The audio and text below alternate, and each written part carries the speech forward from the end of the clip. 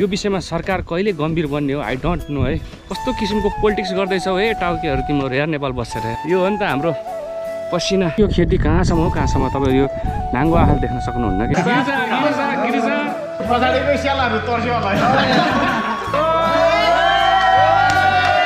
यो चाहिँ सबै मेरो मामालाई कालो मामालाई माइजूले पनि हेर्दिनु होला।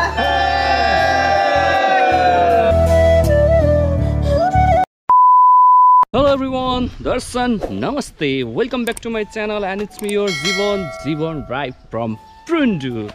So guys, म चाहिँ अहिले prunduको भिलेज साइडमा होइन एग्रिकल्चर फार्म साइडतिर छु है। यहाँ चाहिँ टक्क हाम्रो गाई राख्नको लागि गाई फार्म रेडी भइसकेको अवस्था छ।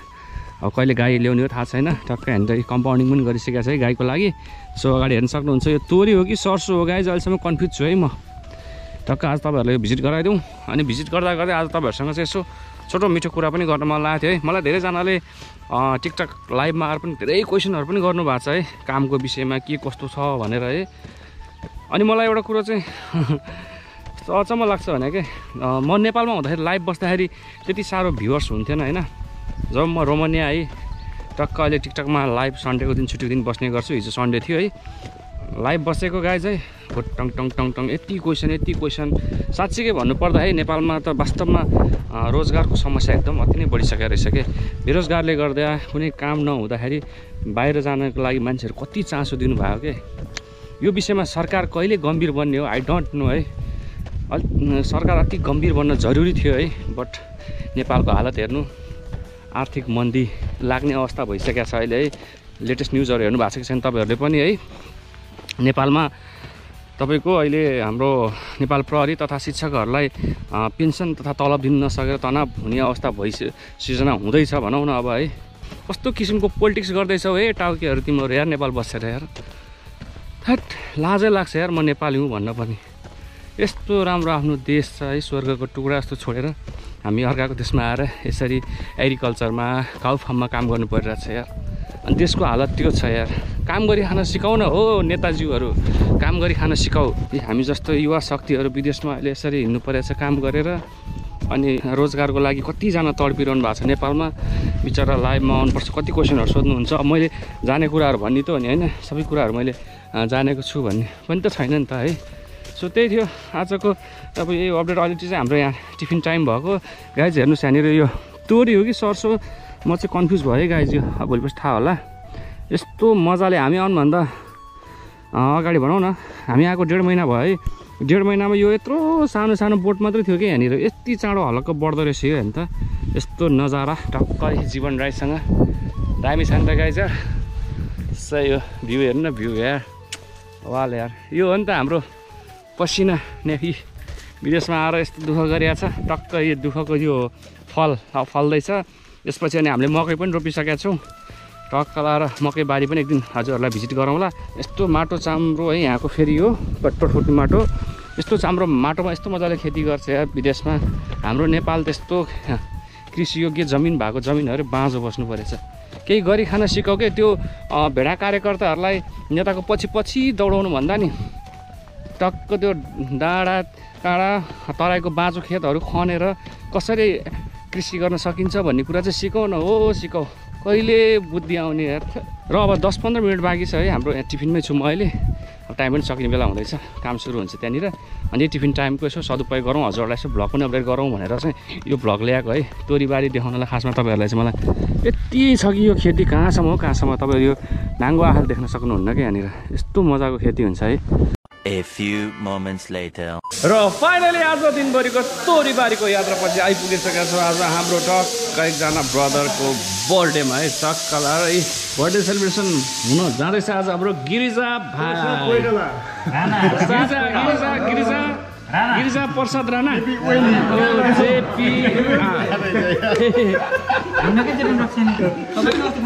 गिरिजा भाइको भनेपछि बुवा बाजे गिरिजा प्रसाद कोइरालाको ग्रेट फ्यान हो क्या? एकदम नामै गिरिजा राख्दैछ त नि। ल 26 इयरमा प्रवेश गरेको उपलक्ष्यमा धेरै धेरै शुभकामना तथा बधाई हामी सबैको तर्फबाट। Happy birthday.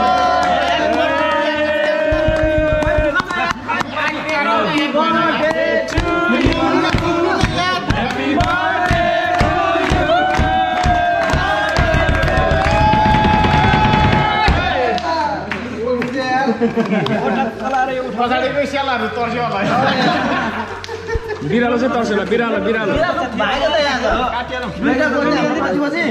त्यहाँ गाडीले गरेर डिस्टर्ब गरेर त्यो बिरालो कता गयो त्यहाँबाट अगाडिको तान्ने गरेर पछाडिको ठेकेछ एउटा पनि टोइलेट छिर हैन यो झिज हो त्यो निकाल्नु पर्छ सिधै यो हैन बाटोमा हरायो आज पिन्डिङ नुरुक नुरुक स्प्राइट जनकदा पनि आज नुरुक हान्दिन हैन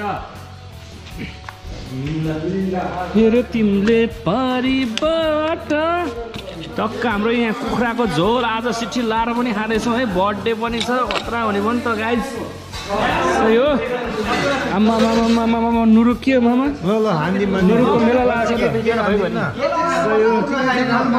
पहिला लाइदियो पहिला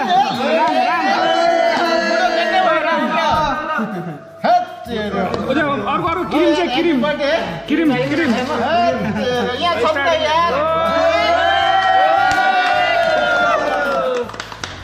ल मेरो त काम सुरु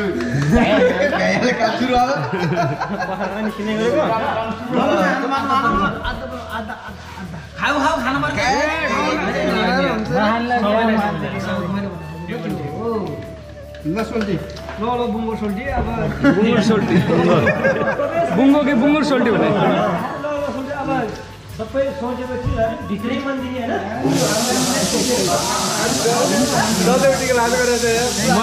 मनै पुरा होस् भन न ससुराली जाँदा साली परोस् हैन ल मेरो सालो यही छ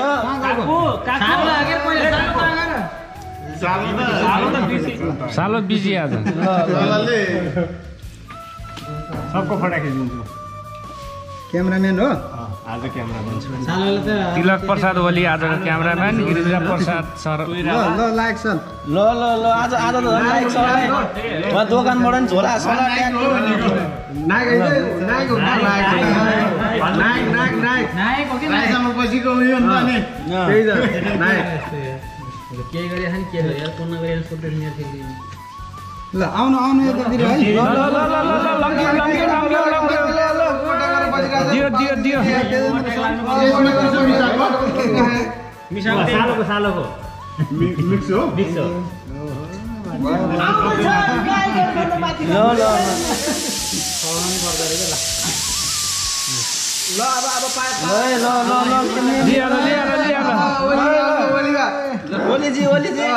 भएको काम एउटा फोटो हान्दियो त दुई भाइको फोटो हान्दियो त ल क्यामेराम्यान दियो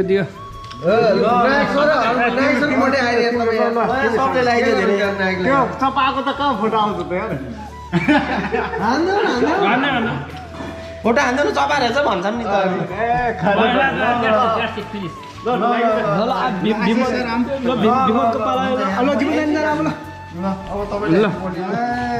अब जीवन दाई पनि अब प्रस्थान हुँदैछ हैन आशिषको पालो सकेर जीवन दाई अगाडि बढ्दैछ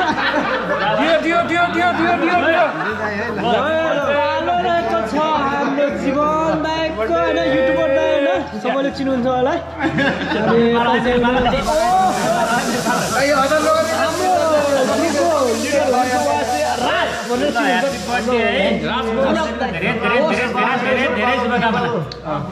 अनि आउँदै हुनुहुन्छ हाम्रो मामा इन्टरनेसनल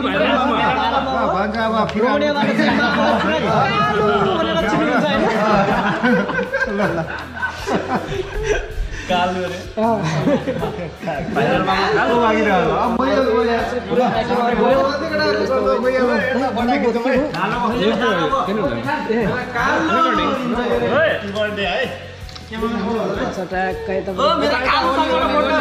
हाम्रो ओली सर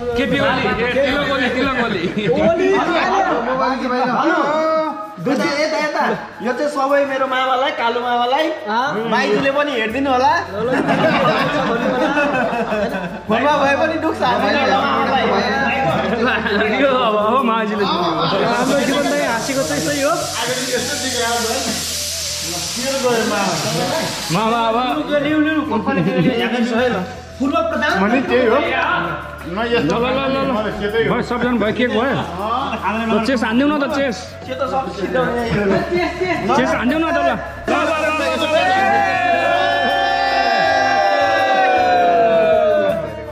सुरुक्क आयो नुरुक बर्थडे भयो खाना खाने बेला भयो अब खाना खाने बेला भयो अब ओके यही थियो आजको अपडेट है अब बर्थडे पनि थियो छोरीबारी पनि देखाइहाल्यो तपाईँहरूलाई सो यही भन्दै आजको भ्लगबाट बिदा लिउँ अब नेक्स्ट हेरौँ अब नेक्स्ट सन्डे छुट्टीको दिन के कस्तो अपडेट हुन्छ हजुरलाई जानकारी गराउँछु है सो यही भन्दै आजको भ्लगबाट बिदा हुन चाहन्छु ओके बाई गाइस